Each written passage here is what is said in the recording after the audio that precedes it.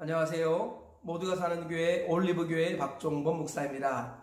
오늘도 하나님의 은혜와 평강이 우리 주 예수 그리스도 안에서 저와 우리 모두에게 넘쳐나길 주의 이름으로 축복합니다. 오늘은 잠언 6장 24절에서 35절 말씀에 근거해서 음란의 유혹을 이기는 길이라는 제목으로 하나님의 말씀을 전하도록 하겠습니다. 솔로몬의 잠언을 살펴보고 있습니다. 잠언에서 가장 중요한 단어 중에 하나가 지혜라고 했습니다. 그리고 지혜롭지 못한 사람들은 여러 가지 실수를 하는데 그 중에 큰 실수가 무엇이냐, 바로 음란한 삶을 살아가는 것입니다. 솔로몬은 지혜롭지 못한 사람들이 걸어가는 음란에 대해서 경고하면서 음란의 유혹을 이겨야 한다라는 취지로 말씀하고 있습니다. 오늘 말씀을 조금 더 자세히 살펴보시면서 음란의 유혹을 이기고 정결한 주님의 신부로서 이 땅을 살다가 하나님 나라에 들어가시는 저와 우리 모두가 되시길 주의 이름으로 축복합니다. 먼저 오늘 본문의 내용을 대략적으로 세 가지로 살펴보겠습니다. 첫째로, 음란한 여인을 마음에라도 탐하지 말고 눈꺼풀에 홀리지 말라라고 말씀하고 있습니다. 오늘 본문 25절과 26절에 이렇게 말씀합니다. 내 마음에 그의 아름다움을 탐하지 말며 그 눈꺼풀에 홀리지 말라.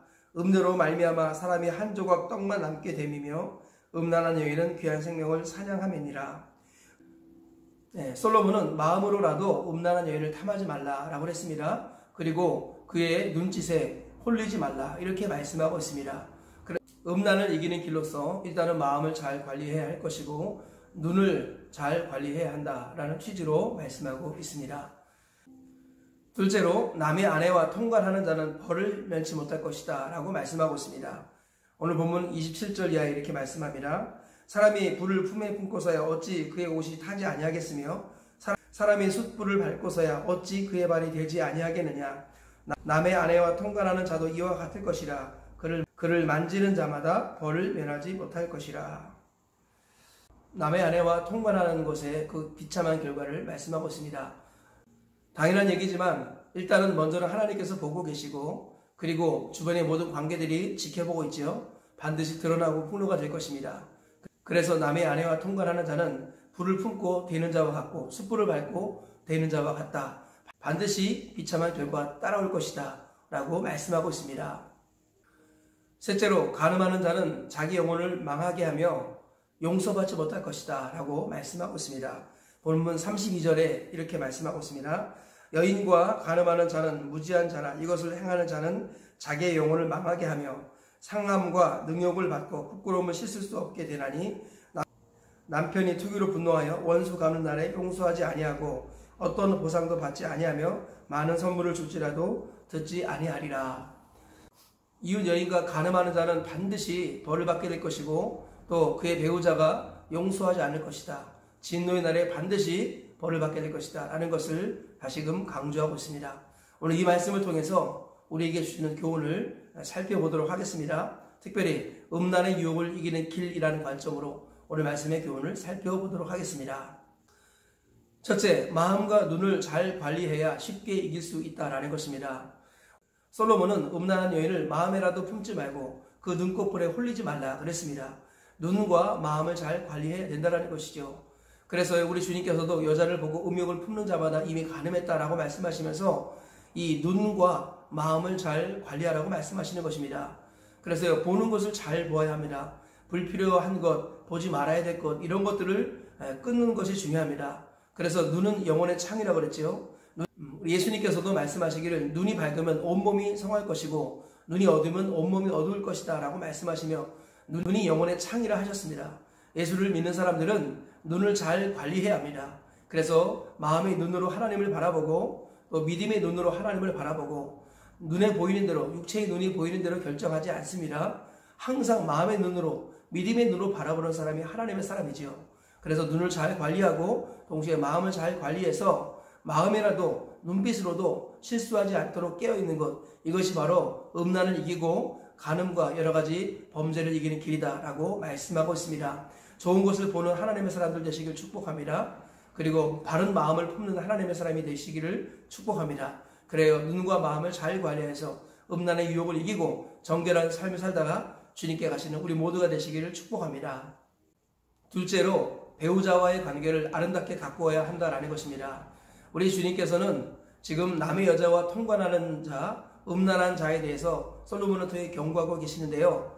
이런 실수와 잘못에 대해서 근본적으로 치료를 하는 길, 그것은 바로 지금 현재 가정생활에 충실하는 것입니다. 지금 현재의 배우자와의 사랑을 잘 갖고 가야 한다는 것입니다. 씨를 뿌렸을 때 그냥 내버려두면 절대 열매를 맺지 않습니다. 가꾸어야만이 열매를 맺는 것입니다. 마찬가지로 사랑도 부부관계도 가꾸어야 한다는 것입니다.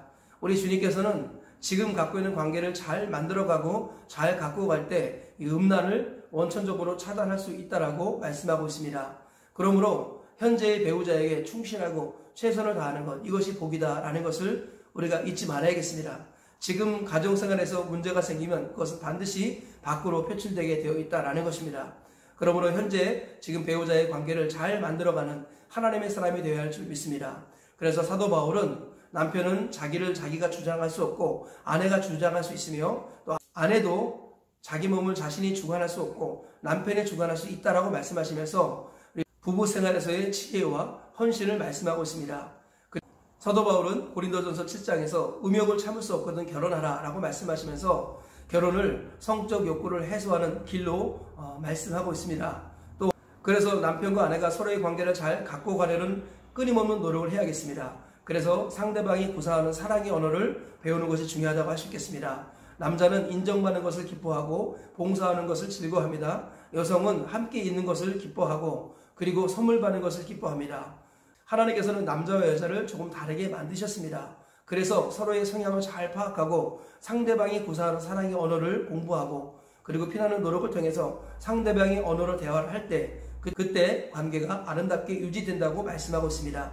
서로에 대해서 연구하고 공부하여서 서로의 필요를 채워주며 희생하며 헌신하여서 좋은 가정, 복된 부부생활을 만들어 가시길 축복합니다.